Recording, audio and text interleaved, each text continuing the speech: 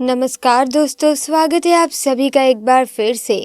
दोस्तों, हिंदू धर्म में भाई दूज के त्योहार का बेहद महत्व है। ये पर्व भाई बहन के पवित्र रिश्ते, स्नेह, लगाव को दर्शाता है। भाई दूज का पर्व दीपावली के बाद मनाया जाता है।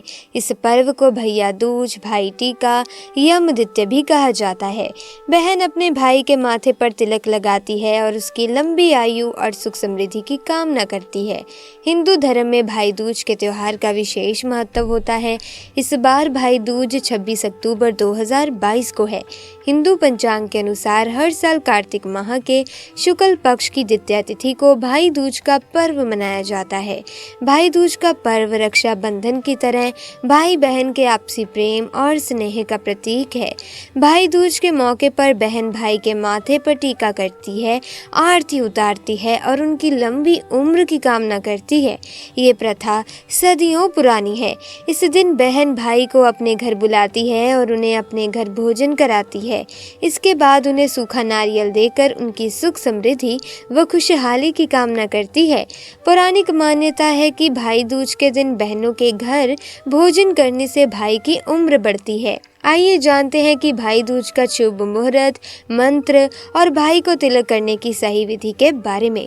तो दोस्तों, वीडियो को एंड तक ज़रूर देखिएगा और हमारे चैनल पर अगर आप पहली बार आए हैं तो चैनल को सब्सक्राइब करके बेल आइकन को प्रेस ज़रूर कीजिएगा ताकि वीडियोस की अपडेट आपको मिलती रहे। दोस्तों, भाई दूज 26 अक्टूबर 2022 को है और भाई दूज के दिन तिलक का समय रहेगा 1:10 से 3:21 तक। तिलक लगाते समय इस मंत्र का जाप अवश्य करें। भाई दूज पर टीका करते समय बहन को भाई के लिए इस मंत्र का जाप अवश्य करना चाहिए। मंत्र कुछ इस प्रकार से है दोस्तों। गंगा पूजे यमुना को, यमुना पूजे यमराज को, सुभद्रा पूजे कृष्ण को, गंगा यमुना नीर बहे, मेरे भाई आप बड़े फूले फलें। भाई को तिलक लगाने की सही विधि क्या है? सुबह स्नान कर साफ सुथरे कपड़े पहने और भगवान का पूजन करें। मुहूर्त से पहले भाई के तिलक के लिए थाल सजा लें। इसके बाद भाई को तिलक लगाएं। तिलक करने के बाद फूल, पान, सुपारी, बताशे और काले चने भाई को दें और उनकी आरती उतारें। तिलक और आरती के बाद भाई को मिठाई खिलाएं और अपने हाथों से बना भोजन कराएं।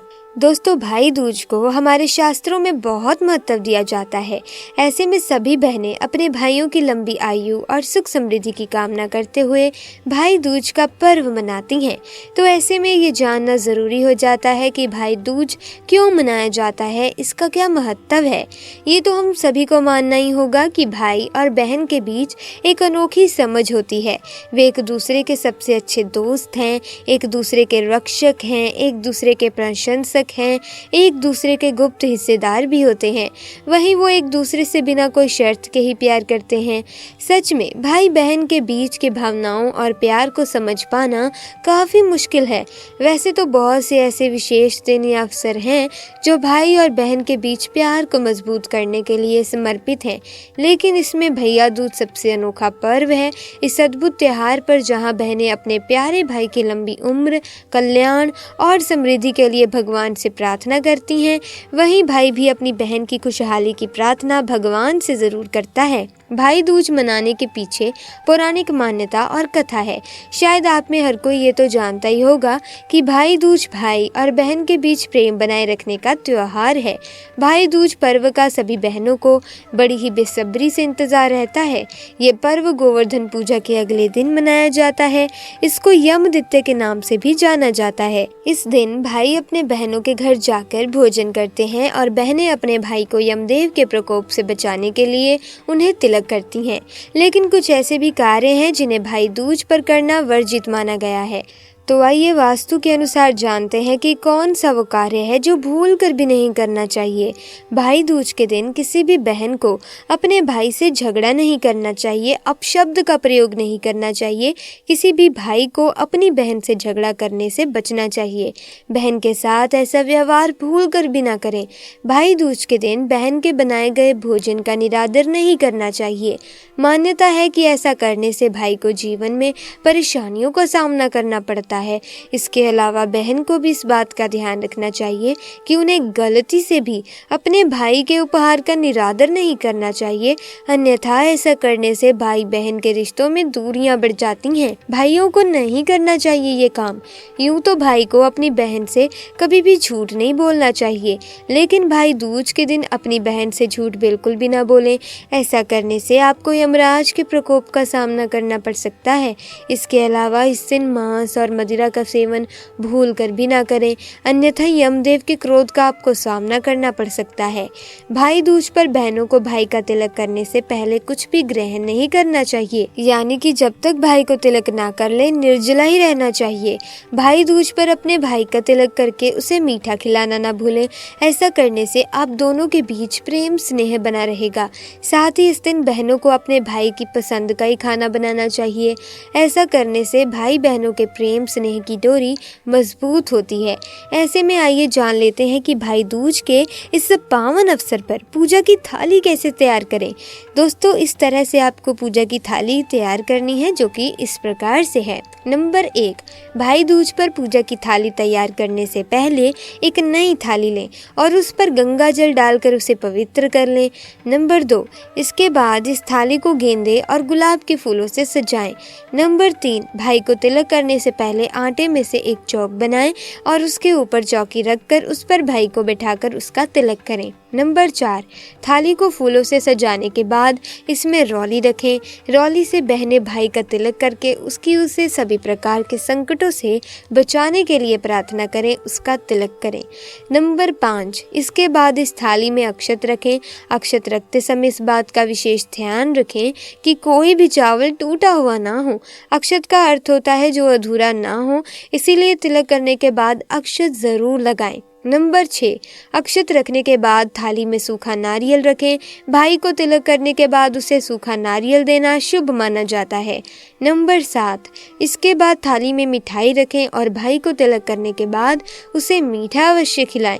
यदि आप घर में मिठाई बनाकर अपने भाई का मुंह मीठा कराएं तो ज्यादा शुभ है। इसी के साथ दोस्तों, भाई दूज से संबंधित एक पुरानी प्रचलित कथा भी है, जिसका हमारे शास्त्रों में भी बहुत ज्यादा महत्व है। तो आइए उस कथा के बारे में भी जान लेते हैं। दोस्तों, भगवान सूर्य नारायण की पत्नी का नाम छाया था। उनकी कोख से यमराज तथा यमुना का जन्म हुआ था। यमुना यमराज से बड़ा स्नेह करती थी।